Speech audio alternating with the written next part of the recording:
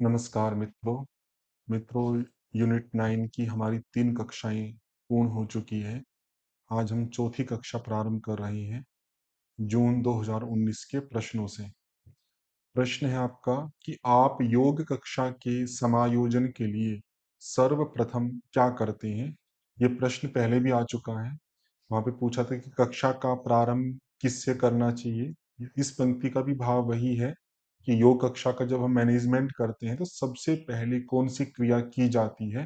तो परिवेश का निर्माण करते हैं। तो परिवेश का निर्माण ये शब्द कह दीजिए या मंत्रोच्चारण कह दीजिए, या जो पहले प्रश्न आया था वहाँ पे प्रार्थना ऑप्शन था।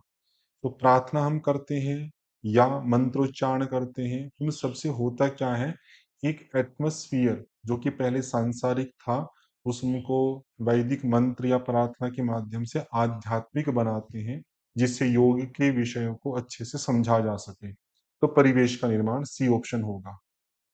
ध्यान की शिक्षण पद्धति के लिए शांत वातावरण उत्पन्न करना आवश्यक है। बिल्कुल सही बात है, यदि शांत वातावरण नहीं होगा तो ध्यान नहीं लग पाएगा, ताकि ध्यानात्मक मनस्थिति उत्पन्न हो सके। कि मन की जो स्थिति है उसमें कई फैक्टर हैं जो काम करते हैं शांत होने के लिए। उसमें एक बड़ा फैक्टर है आपका कि जो आसपास का परिवेश है, वातावरण है, वो भी शांत होना चाहिए। मन का शांत तो है ही है, लेकिन मन की शांति के लिए भी किसकी आवश्यकता है? आसपास का वातावरण शांत हो। उसके लिए तर्क उन्होंने दिया, समस्त योगाभ्यास ध्यानात्मक मनस्थिति के निर्माण में योगदान करते हैं।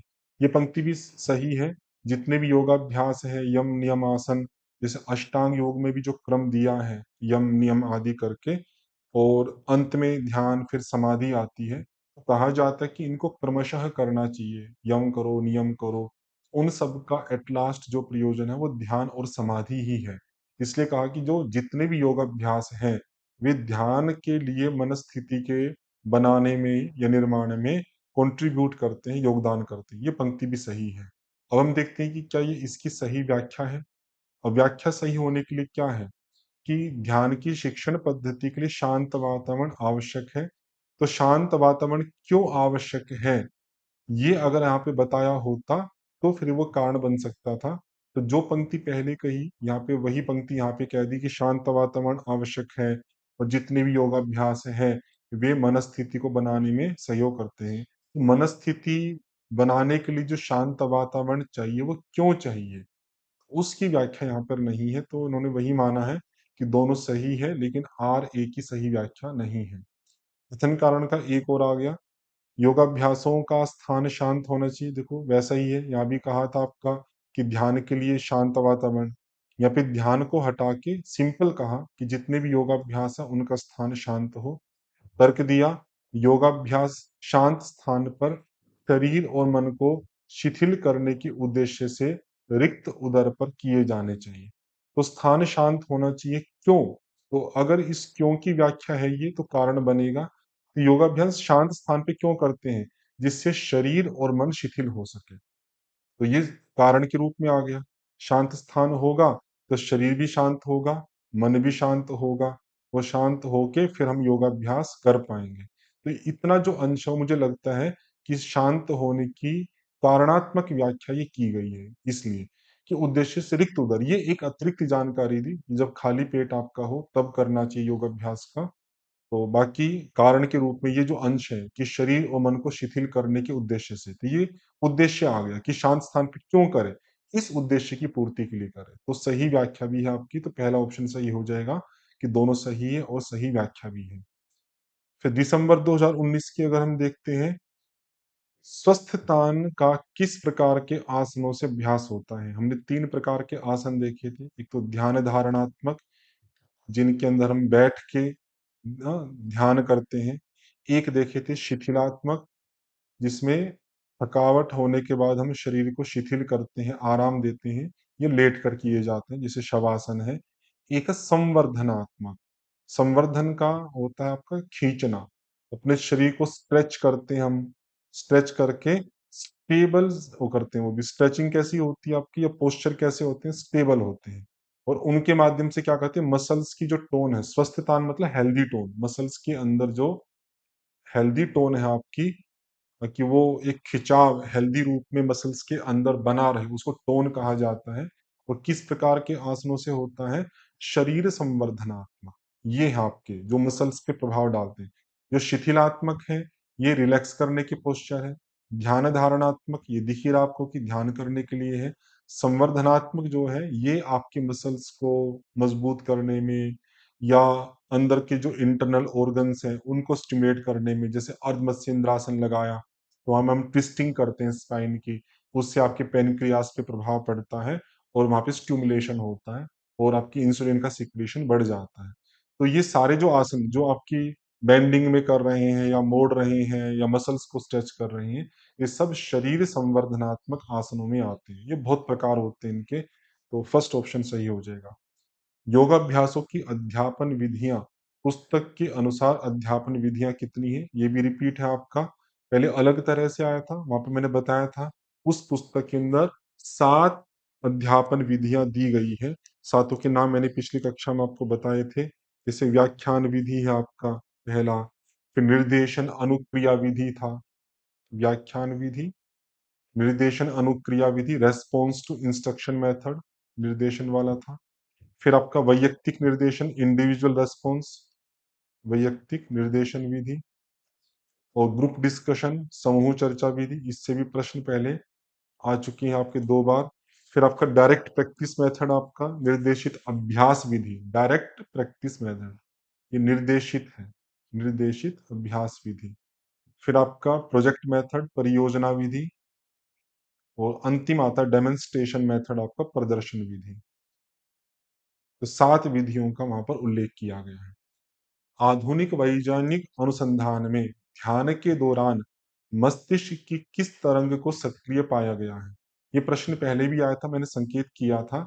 ध्यान के दौरान मुख्य रूप से अल्फा वेव्स है जो आपकी जनरेट होती है, अल्फा वेव्स। और कभी कभी ओकेजनली आपकी थीटा वेव्स भी आपकी पाई जाती है, ये थीटा वेव है। तो यहाँ पर क्योंकि दोनों ही ऑप्शन दिए हुए हैं, तो मुख्य रूप से अल्फा वेव होने के कारण से आप फर्स्ट ऑप्शन चूज करेंगे।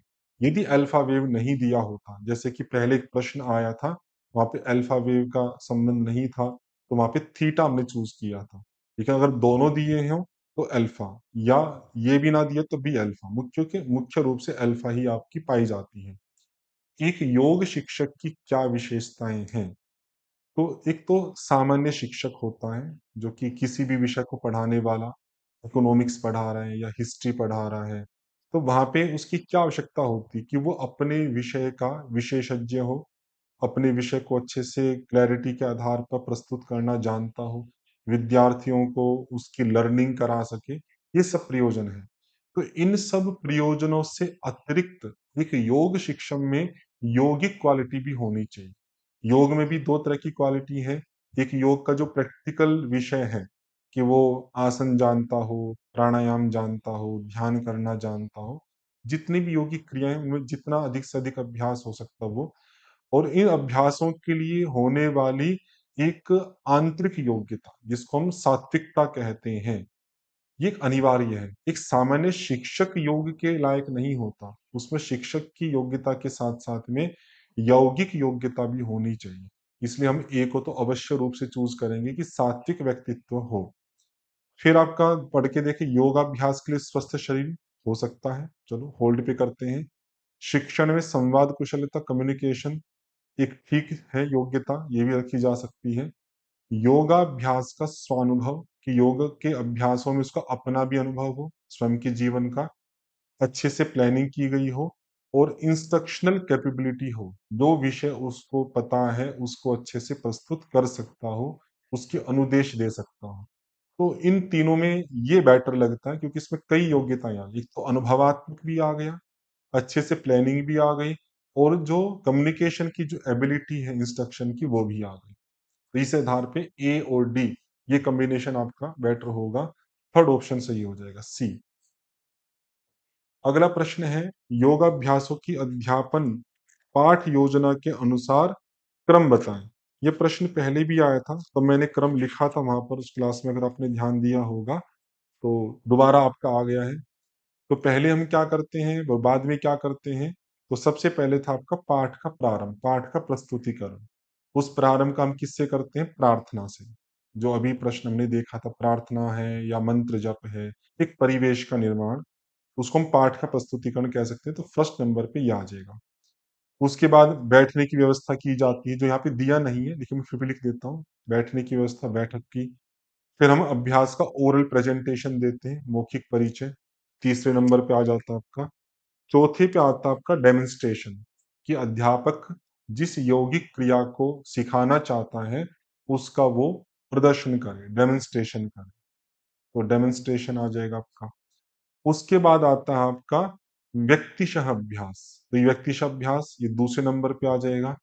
व्यक्तिशः अभ्यास के बाद फिर आता समूह अभ्यास, ये तीसरे नंबर पे आ जाएगा। और फिर आता आपका प्रश्नोत्तर, लेकिन प्रश्नोत्तर से पहले शिथिलीकरण आता है, कि आप अपने शरीर में जो थकावट हो गई है अनुचित, उसको धीरे धीरे शांत करो। और अंतिम जो पड़ाव है वो है प्रश्नोत्तर। तो चूंकि शिथिलीकरण नहीं दिया था, प्रश्नोत्तर दिया है, तो इसको हम चौथे क्रम पे रखेंगे। तो ABDC, ABDC फोर्थ ऑप्शन आपका सही हो जाएगा। अगला कथन कारण के संदर्भ में है कि योग कार्यक्रम में प्रेरणा, प्रेरणा मतलब मोटिवेशन, कि मोटिवेशन के साथ साथ प्रदर्शन विधि, डेमोन्स्ट्रेशन, डेमोन्स्ट्रेशन का उच्च हायर एजुकेशनल सिग्निफिकेंस है, महत्व, इंपॉर्टेंस है। ये पंक्ति बिल्कुल सही है। मोटिवेशन तो हम कर रहे हैं कि आप भाई आसन करो, प्राणायाम करो, ध्यान करो, लेकिन हम उसको डेमोन्स्ट्रेट नहीं करते। एक शिक्षक उनको करके नहीं दिखाता कि कैसे आसन करें, कैसे प्राणायाम करें, कैसे षटकर्म करें, तो वो उस चीज को अच्छे से नहीं सीख पाएगा। तो उसका उच्च शैक्षणिक महत्व है, ये बिल्कुल सही बात है। मैं डेमोन्स्ट्रेशन तो चाहिए चाहिए, सॉरी, मोटिवेशन तो चाहिए चाहिए। मोटिवेशन के साथ साथ में यदि आप उसको प्रदर्शित करते हो करके, तो अच्छा माना जाता है। उसकी रीजनिंग करी क्यों, उस प्रदर्शन विधि का क्यों शैक्षणिक महत्व है, क्योंकि देख कर विश्वास करना, करके सीखना, ये दो सिद्धांत जो पुस्तक में दिए गए हैं, कि आप पहले देखो, उसको देखकर उस फिर विश्वास करो कि हमें ऐसे-ऐसे करना चाहिए। तो डेमोन्स्ट्रेशन में जो विजुअल आपकी सेंसेस है वो प्रॉपर काम करती है, क्योंकि अध्यापक करके दिखा रहा होता है, छात्र उसको देख रहा होता है, लेकिन सुनता नहीं है। तो विजुअल पार्ट को ये फोकस करता है, देख कर विश्वास करना, कि भाई सुन-सुन के मुझे नहीं आएगा। मैं विजुअली जब देख लूँगा तभी मुझे विश्वास होगा कि मैं ठीक से कर पा रहा हूँ, नहीं कर पा रहा हूँ। या करके सीखना। तो करके सीखने, ये 2 अर्थों में लिया जा सकता है। एक तो छात्र की दृष्टि से, जिसको हम प्रोजेक्ट मेथड के रूप में भी देखते हैं, लर्निंग बाय डूइंग, कि हम करके सीख रहे हैं। एक है कि अध्यापक कर रहा है और उसको करके हुए हम देख रहे हैं, इससे भी सीखा जाता है। ये दोनों चीजें प्रैक्टिकल है, प्रदर्शन से संबंधित है, इस सिद्धांत का समर्थन करता है। और यह सैद्धांतिक और प्रायोगिक शिक्षण का मिश्रण है। इसमें हम जो कॉन्सेप्चुअल चीजें हैं वो भी, जो प्रैक्टिकल चीजें हैं दोनों, दोनों को करके दोनों के विषयों को हम यहाँ पर प्रस्तुत कर सकते हैं। तो बिल्कुल इसी भी चीज को कारण के रूप में प्रस्तुत कर रहा, तो हम पहला ऑप्शन कहेंगे कि दोनों सही है, और आर ए की सही व्याख्या भी है। अगला प्रश्न देखिए, जून 2020 का है पेपर ये।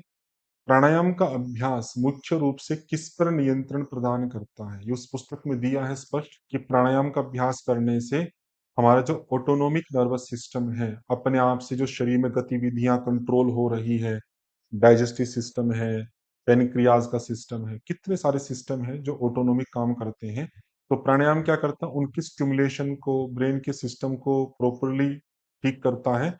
उससे ये सिस्टम बहुत अच्छे से काम करता है। तो ये विशेष रूप से याद रखिएगा कि जो प्राणायाम का अभ्यास है, वो किस पे प्रभाव डालता है आपका, किस पे नियंत्रण करता है? ऑटोनोमिक नर्वस सिस्टम पे। योगाभ्यासों की अध्यापन विधियां, इसके अनुसार किस आसनों के अभ्यास से निश्चल खिंचाव, ये फिर तीसरी बार आपका प्रश्न है, तीसरी चौथी बार, कि किन आसनों के अभ्यास से स्टैटिक स्ट्रेचिंग और जो मसल्स में हेल्दी टोन उत्पन्न होता है। ये अभी बताया था आपको, संवर्धनात्मक आसनों से आपके स्टैटिक खिंचाव आते हैं और मसल्स के अंदर एक हेल्दी टोन उत्पन्न होता है।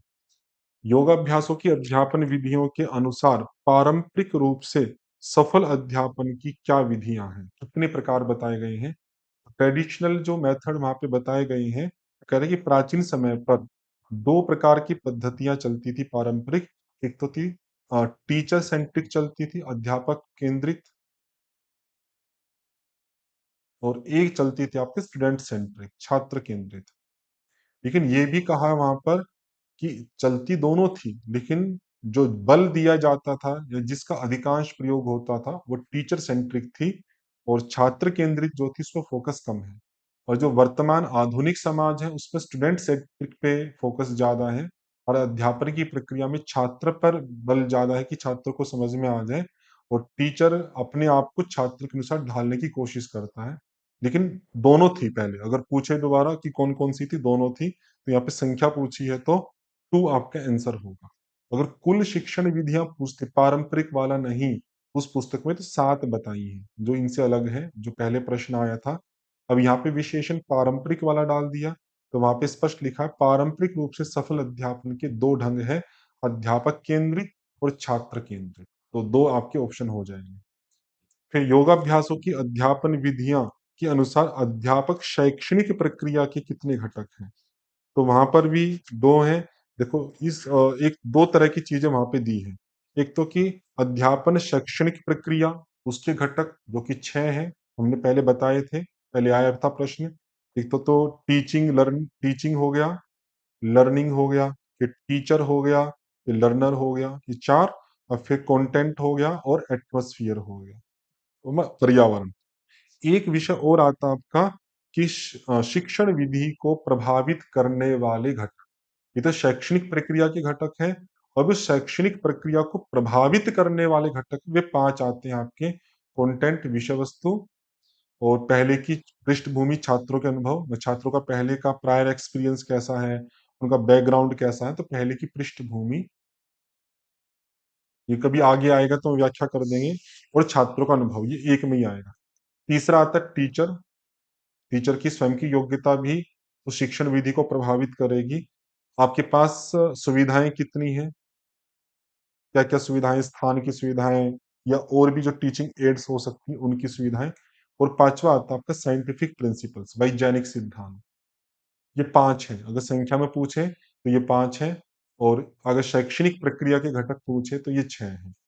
तो 6 आंसर हो जाएगा। फिर सूची मैचिंग के लिए पूछा है, योग एक चिकित्सा पद्धति है। तो उस पुस्तक के प्रारंभ में बहुत सारी मिथक प्रस्तुत किए थे जो योग के संदर्भ में प्रचलित है, जो मानते कि योग ऐसा है, वास्तव में नहीं है। योग में चिकित्सा एक अंग है, लेकिन योग एक चिकित्सा ही पद्धति है, उसके अलावा कुछ नहीं है। ये एक मिथक है, भ्रामक अवधारणा। तो ए का 3 हो जाएगा। नियंत्रित निश्वसन को हम रेचन बोलते हैं, ये बी का 1 हो जाएगा। मन की वृत्तियों का जो नियंत्रण है वो ध्यान कहलाता है, और जितने भी यौगिक अभ्यास है, ये पहले भी आया था प्रश्न, वे मनोकायिक है, मतलब वे मन पे भी प्रभाव डालते हैं, और काया मतलब शरीर पे भी प्रभाव डालते हैं। तो डी का आपका 4 हो जाएगा। तो इस क्लास में इतना ही रखते हैं, फिर आगे का विषय अगली क्लास में करेंगे। ओम